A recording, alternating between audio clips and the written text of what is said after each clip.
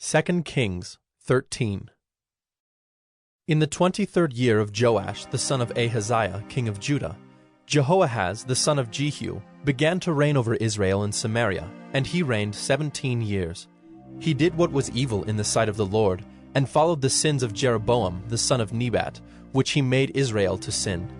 He did not depart from them, and the anger of the Lord was kindled against Israel, and he gave them continually into the hand of Hazael king of Syria, and into the hand of Ben-Hadad the son of Hazael. Then Jehoahaz sought the favor of the Lord, and the Lord listened to him, for he saw the oppression of Israel, how the king of Syria oppressed them.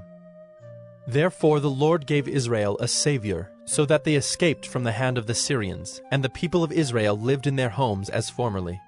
Nevertheless they did not depart from the sins of the house of Jeroboam, which he made Israel to sin, but walked in them. And the Asherah also remained in Samaria. For there was not left to Jehoahaz an army of more than 50 horsemen, and 10 chariots, and 10,000 footmen. For the king of Syria had destroyed them, and made them like the dust at threshing. Now the rest of the acts of Jehoahaz, and all that he did, and his might, are they not written in the book of the Chronicles of the kings of Israel? So Jehoahaz slept with his fathers, and they buried him in Samaria. And Joash his son reigned in his place.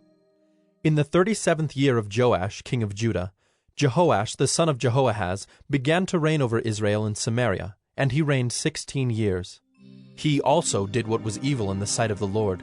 He did not depart from all the sins of Jeroboam the son of Nebat, which he made Israel to sin, but he walked in them. Now the rest of the acts of Joash, and all that he did, and the might with which he fought against Amaziah king of Judah, are they not written in the book of the Chronicles of the kings of Israel? So Joash slept with his fathers, and Jeroboam sat on his throne. And Joash was buried in Samaria with the kings of Israel. Now when Elisha had fallen sick with the illness of which he was to die, Joash, king of Israel, went down to him, and wept before him, crying, My father, the chariots of Israel and its horsemen. And Elisha said to him, Take a bow and arrows. So he took a bow and arrows. Then he said to the king of Israel, Draw the bow. And he drew it. And Elisha laid his hands on the king's hands. And he said, Open the window eastward. And he opened it. Then Elisha said, Shoot. And he shot. And he said, The Lord's arrow of victory, the arrow of victory over Syria. For you shall fight the Syrians in Aphek, until you have made an end of them.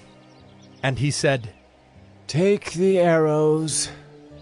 And he took them. And he said to the king of Israel, Strike the ground with them.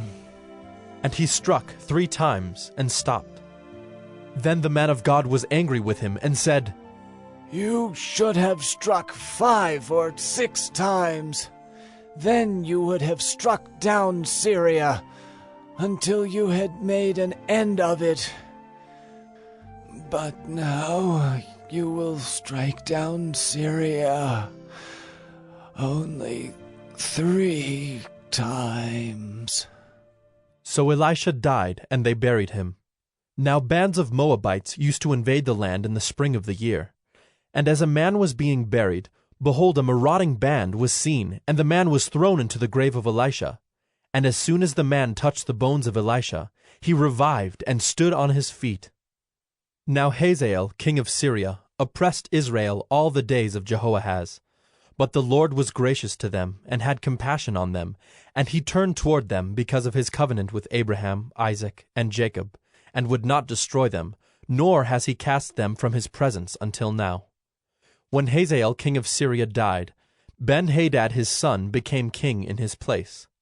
Then Jehoash the son of Jehoahaz took again from Ben-Hadad the son of Hazael the cities that he had taken from Jehoahaz his father in war.